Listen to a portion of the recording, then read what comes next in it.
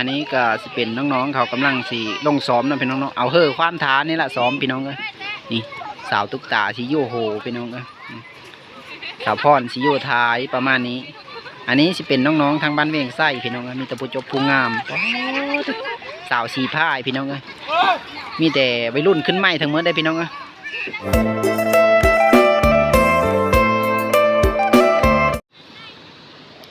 กับทักทายสบายดีนะ FC ทุกๆคนที่เข้ามาติดตามและรับชมนะพี่น้องๆมื้อนี้ก็ค่อยว่าสิพาทุกคนมาเบิ่งโคจมบ้านเวียงไส้นะพี่น้องๆแล้วก็สิพาทุกคนมาซ้อมนะพี่น้องๆว่าเขาสิซ้อมบ่มื้อนี้แต่เก้านะเขาซ้อมพี่น้องมื้อนี้แหละเขาท่านได้ซ้อมอยู่ตอนนี้ก็รถเขากำลังเริ่มมาแต่ให้แต่หน้านะพี่น้องๆตอนสีแดงๆตอนสีค่ำๆพี่น้องประมาณนี้ประมาณตอน 4-5 โมงพี่น้องแล้วทั้งปุ้นกาสิเป็นน้องๆเขาอาบน้ำพี่น้องเลยอาบน้ำนางดินพี่น้องเลยตอนสีแรงแล้วค่อยกะสีย้างเลาะไปทั้งปุ้นพี่น้องเลยลงมาอาบน้ำบ่ลงมาซ้อมเฮยนะลงมาเล่นซื้อเนาะอาบแล้วน้ำนะเมื่ออาบตะเฮินเนาะมีอาบน้ำซีนะย่านมาซ้อมเฮยน้ำขาวไม่ซ้อมดิอย่าซ้อมละอย่ามาซ้อมมื้อนี้นะโรงพยาบาลล้างรถมาดินเนาะมาเบิ่งเขาซ้อมบ่เฮอมื้อนี้เนาะซ้อมคู่มือบ่นี่จะเป็นสาวบ้านเวงเห็นไหมสาวบ้านน้อยนี่คือเจ้าผู้งามยังโสดคือเก่าบ่เดี๋ยวนี้นะยังโสดคือเก่าอยู่เนาะคันมักผู้บ่าวนั่นสไตล์แบบเลิศอะสูงขาวอายุได้ประมาณซ้ำเลย18-19ประมาณนี้เนาะไม่ไปใช่ป่ะคู่มือนี่นะซื้อในเลิศอะซื้อจาดลงมาล้างรถบอกมันนี้นะไม่ซ้อมเพิ่มเขาบ่ไม่ซ้อมเยอะเมื่อแล้วบ่อยนะยามน้ำบันนี้เนาะอันนี้สาวจาดพี่น้องหากมาตาหน้าไว้นะโอ้เลยมาตาหน้านะอาบน้ำมาเพื่ออยู่นี่อาบแล้วเนาะกะตอนเสียงแรกเนาะเขาสิลงมาอาบน้ำเกี่ยวแล้วว่าเขานะบรรยากาศตอนสีแรงๆกับประมาณนี้นะพี่น้องๆคนลงมาอาบน้ำอาบในพี่น้องถือว่าลายได้อันนี้ก็สิเป็นน้องๆกับพี่น้องสิลงมาดินหรือลงมาอาบน้ำดินทรายนี่ก็สิคักจะได้พี่น้องเลยสาวๆทางบ้านเวียงไส้สาวประมาณอายุ14-15พี่น้องเลยก็สิเฮาไปถามซื้อเขาแต่ละคนเนาะพี่น้องว่าซื้อแนวเลยนี่ซื้อในเรื่องอะอันเฮ็ดห้องเลยแล้วน้องนะน้องเฮ็ดห้องมานึงแล้วเนาะลงมาเซ่นี่ลงมาซ้อมเฮิร์น้ำขาวบ่เลยลงมาดินเลยซึ่งค่ำๆแล้วลงมาคู่มือบ่คำนี้สตอยมาหนังพี่แล้วบ่มาหนังดินน้ำมูกหลายๆคนพี่น้องอันนี้ก็สิเป็นด้านหลังโคจุ่มเนาะพี่น้องเนาะประมาณนี้ถือว่าน้ำไหลซัดแห้งนี่ได้พี่น้องเอ้ยบรรยากาศตอนเชียงแรงถือว่าคนมาอาบน้ำลายพี่น้องเอ้ยมาอาบน้ำเตอร์โคจมหรือน้ำเทิงโคจมเนาะพี่น้องเนาะหรือพายน้ำล้นพี่น้องเอ้ยอีกแบบนึงกะประมาณนี้ถือว่าบรรยากาศอาบเย็นโจ้ยพี่น้องเอ้ย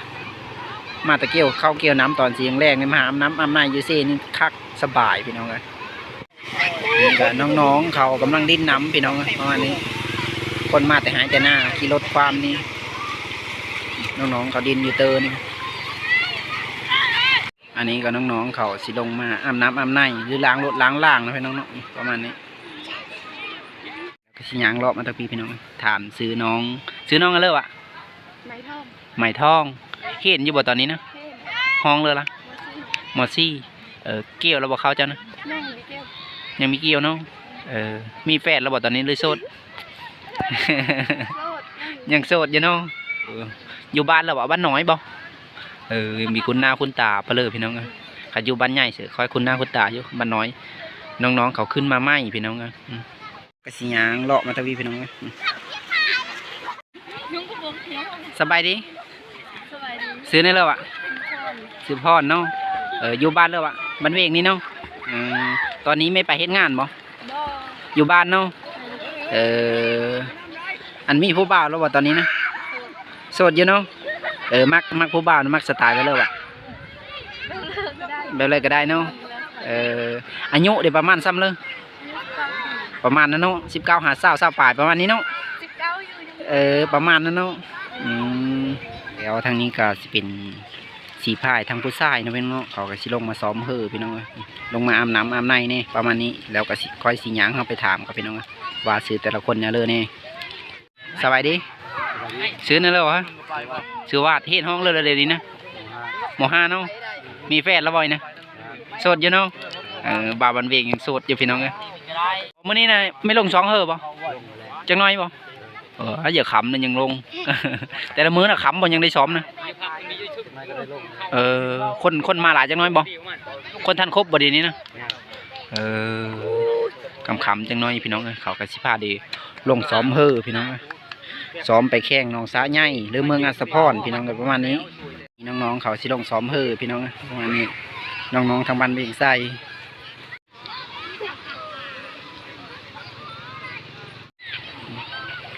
พเยอะเฮ้ยลำนี้นะบอกลงซ้อมเป็นสถานอันโจมแพ้บอกพี่ยิงนะถ้าผู้ชายมาโจมไว้นะหลายคนนะพี่ยิงโจมก็ได้น้องซ้อมคู่มือบอกซ้อมไปแข่งน้องสาใหญ่บ่อยนะนี่จะเป็นสาวสั้นพี่น้องนะสาวบ้านเวงไปจบพุ่งงามไม่ลงซ้อมเพิ่มเขาไว้นะลงเนาะจากนั้นก็ลงมาคู่มือบ่แต่ละมือนะอันน้องสาใหญ่นี่ก็สิไปลงน้ำเขาได้เนาะซ้อมคู่มือได้เนาะอันเห็นห้องเลิกแล้วว่าเดี๋ยวนี้นะม.4อยู่เนาะยังโสดอยู่บ่หรือมีหัวบ้านแล้วตอนนี้นะยังตอบไม่ได้เนาะเอาคือเขาลงเลยคือเจ้าท่านลงอยู่ฮะถ่ายอยู่เจ้าหน้าก็สิยังไปลงน้ำเขาอันนี้ก็สิเป็นน้องๆเขากำลังสิลงซ้อมนะพี่น้องๆเอาเฮอความท้านี่แหละซ้อมพี่น้องเลยนี่สาวตุ๊กตาสิโยโฮพี่น้องเลยสาวพรสิโยท้ายประมาณนี้อันนี้สิเป็นน้องๆทางบ้านเวียงไส้พี่น้องเลยมีตะปูจบภูงามสาวสีผ้าพี่น้องเลยมีแต่วัยรุ่นขึ้นใหม่ทั้งหมดได้พี่น้องเลยตอนนี้ก็ประมาณตอน5 โมงปลายหรือ6 โมงพี่น้องเลย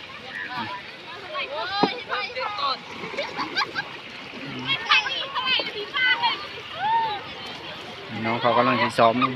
แต่ละมื้อกับเขาสิลงซ้อมทุกมื้อได้พี่น้องเลย